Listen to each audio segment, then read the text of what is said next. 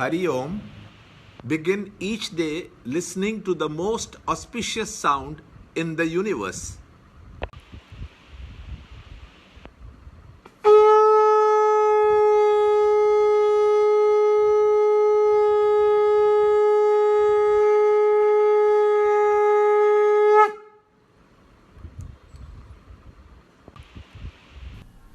Yoga of Knowledge, Chapter 2, Shloka 7 and 8. My heart is overpowered by the taint of pity. My mind is confused as to duty. I ask thee, tell me decisively, what is good for me? I am thy disciple. Instruct me. Chapter 2, Shloka 7. कार्पण्यदोषो बखतः स्वपावः पृच्छामि त्वां धर्मसम्मूढचेताः यश्रेयस्यान्निश्चितं ब्रूहि तन्मे शिष्यस्तेऽहं शाति मां त्वां प्रपन्नम्. I do not see that it would remove the sorrow that burns up my senses, even if I should attain prosperous and unrivaled dominion on earth or even lordship over the gods. Chapter 2, Shloka 8. Nahi prapashyami mamapanudhyat yacchoga muchoshanam indriyanam avapya bhumao asapadnam ruddham rajyam suranam apichadipatyam. Chapter 2, Shloka 7 and 8. In these two shlokas, we find Arjuna is seeing how helpless and confused he is, and also the condition in which he is presently suffering.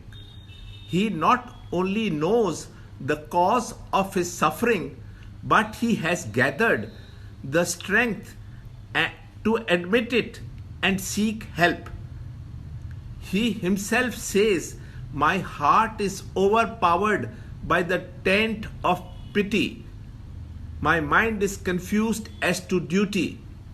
He surrenders to Lord Krishna and is ready to come under his discipline and protection and seeks guidance.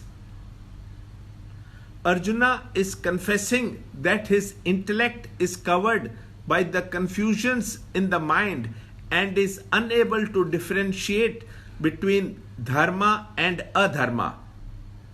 He is unable to decide whether to fight or not to fight.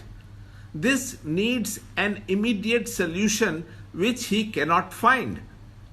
Dharma is the essential nature of a thing without which it cannot remain. It is the law of being. Divinity is man's essential nature.